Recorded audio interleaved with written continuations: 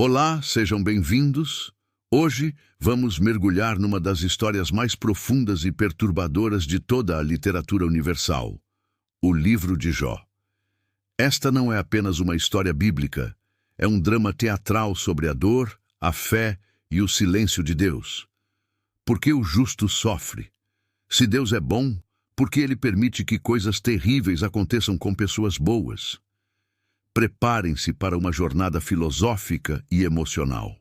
A história começa com um homem chamado Jó. Imaginem a cena. Um homem de integridade inquestionável, imensamente rico, com uma família linda, respeitado por todos. Ele era o retrato do sucesso e da bênção divina.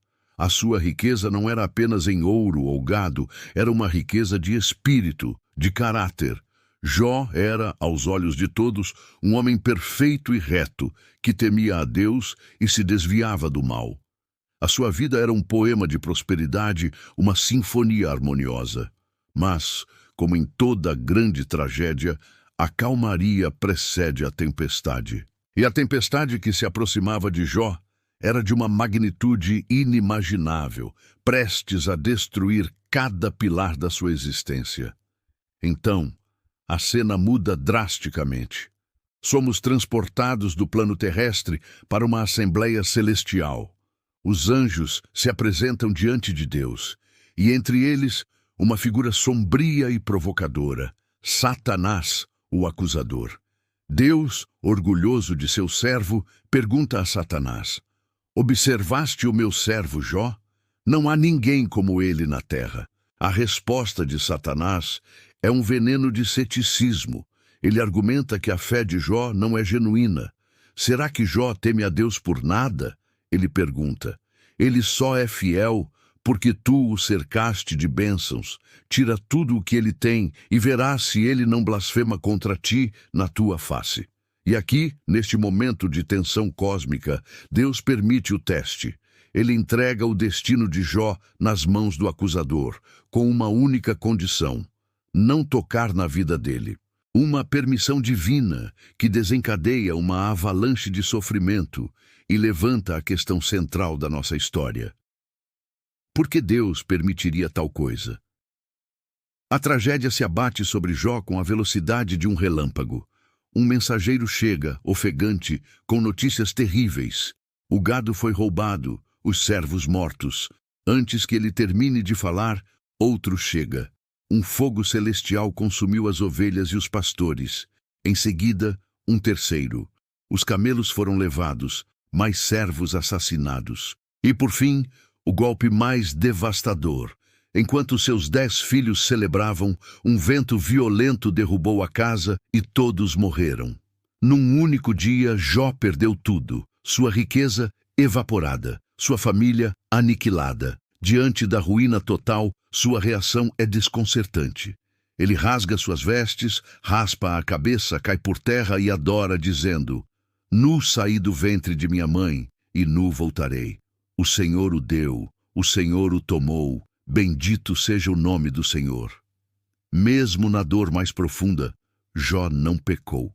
Mas o drama não acaba.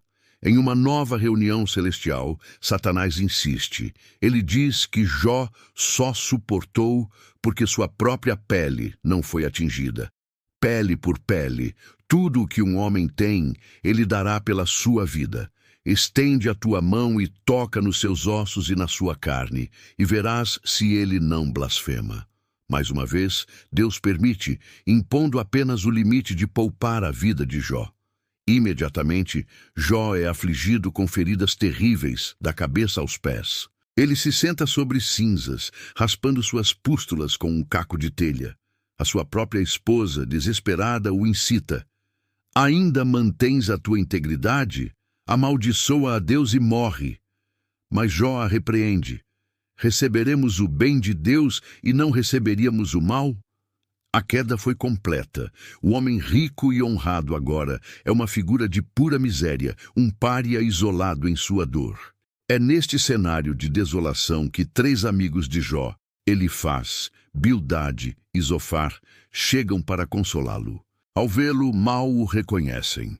Eles se sentam com ele em silêncio por 7 dias e 7 noites, pois viam que sua dor era grande demais para palavras.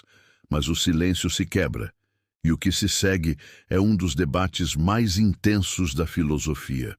Os amigos, representando a teologia tradicional da retribuição, defendem uma ideia simples: Deus é justo. Portanto, o sofrimento é sempre um castigo pelo pecado. Eles insistem, cada um à sua maneira, que Jó deve ter cometido algum pecado oculto para merecer tal punição. Confesse, eles dizem, e Deus te restaurará. Jó, no entanto, recusa-se a aceitar essa lógica simplista. Ele sabe em seu íntimo que é inocente. Sua dor não é apenas física, é a dor da injustiça, do abandono. Ele debate ferozmente, não contra Deus, mas pela sua própria integridade diante de uma acusação cósmica. Ele questiona: por que o justo sofre enquanto o ímpio prospera? Ele anseia por um mediador, por uma chance de apresentar seu caso diretamente a Deus.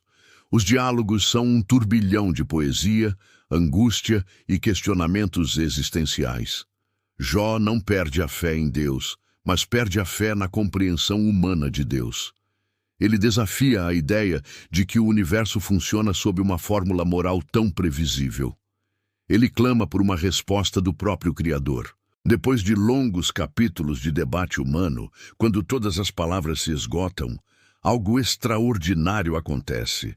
Uma voz emerge de dentro de um redemoinho. É Deus. Mas a resposta que ele dá não é a que Jó, seus amigos ou nós esperamos. Deus não explica o porquê do sofrimento de Jó. Ele não menciona a aposta com Satanás. Em vez disso, ele faz perguntas a Jó. Onde você estava quando eu lancei os fundamentos da terra? Você já deu ordens à manhã ou mostrou à alvorada o seu lugar? Deus desfila a majestade e a complexidade incompreensível da criação, do Behemote ao Leviatã, das estrelas aos oceanos. A mensagem é clara. A sabedoria humana é infinitamente pequena diante da soberania e do poder do Criador. A justiça de Deus opera numa escala que a mente humana não pode conter. Não é uma resposta lógica, mas uma revelação de perspectiva. Diante desta manifestação avassaladora, Jó se rende.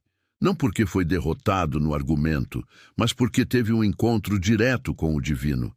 Ele diz: eu te conhecia só de ouvir falar, mas agora os meus olhos te veem. Por isso me abomino e me arrependo no pó e na cinza. Ele não se arrepende de um pecado que não cometeu, mas de sua própria presunção em tentar julgar os caminhos de Deus com sua limitada compreensão. Ele encontra paz, não numa explicação, mas na presença de Deus. Então, o epílogo. Deus repreende os amigos de Jó por não terem falado a verdade sobre ele, como Jó fez, e a vida de Jó é restaurada. Ele recebe o dobro de tudo o que possuía antes. Novamente tem 10 filhos, e suas filhas são as mais belas de toda a terra. Ele vive mais 140 anos, vendo seus descendentes por 4 gerações. Mas essa restauração não é o ponto principal. Não é um final feliz que apaga o sofrimento. O verdadeiro legado de Jó é a sua jornada. A história nos ensina que a fé não é a ausência de dúvida, mas a persistência através dela. Ensina que o sofrimento não é necessariamente um sinal de punição e que as respostas fáceis para as perguntas difíceis da vida são, muitas vezes, falsas. O livro de Jó permanece como um testemunho poderoso da resiliência do espírito humano e da misteriosa, mas soberana, natureza de Deus. Obrigado por me acompanhar nesta jornada profunda. Se você gostou desta análise e quer explorar mais temas filosóficos e existenciais, não se esqueça de curtir o vídeo, se inscrever no canal e ativar as notificações. Até a próxima.